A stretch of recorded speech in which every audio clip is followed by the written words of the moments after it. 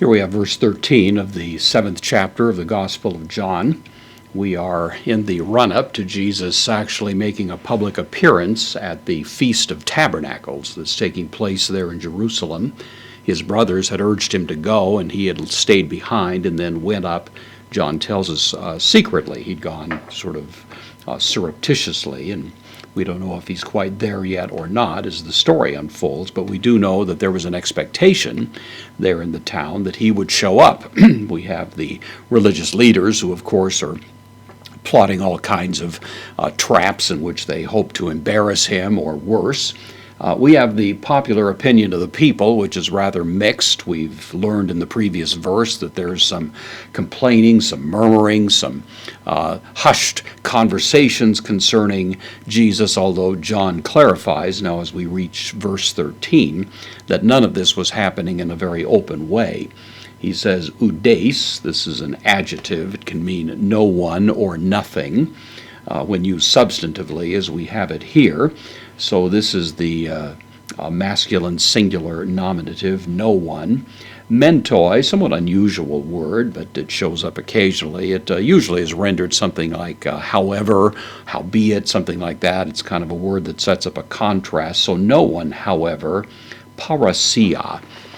This is actually a noun. It's being used in a somewhat unusual way. The noun form of it would simply be something like openness, and so on. Visibleness, you might say, something like that. It's used in the dative here, kind of a dative of reference, and you might actually render it more likely into English with some kind of adjectival significance. So no one, however, openly, in an open kind of way, you might say, elale. This is from laleo, contract verb, the third person singular, imperfect active indicative. This is the word to speak, and so no one, however, in an open sort of way was speaking. It's imperfect. Peri, preposition, takes the genitive as we find it here, concerning or about, autou, him, the genitive masculine pronoun. No one was speaking openly about him. Dia, preposition, when it has the accusative, as we find it here, on account of ton phobon, on account of the fear, the phobia, if you will, the fear, ton udaion, of the Jews.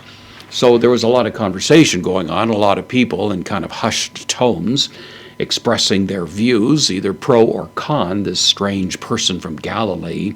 But no one is speaking openly because the Jewish leadership really hasn't taken a position yet, and people are fearful of winding up on the wrong side of their opinions and facing the consequences that might flow from that. And so all of this conversation is happening more or less in a quiet but animated sort of way. There's a kind of electric atmosphere that John wants us to have in our minds as he paints the picture of what's going on here.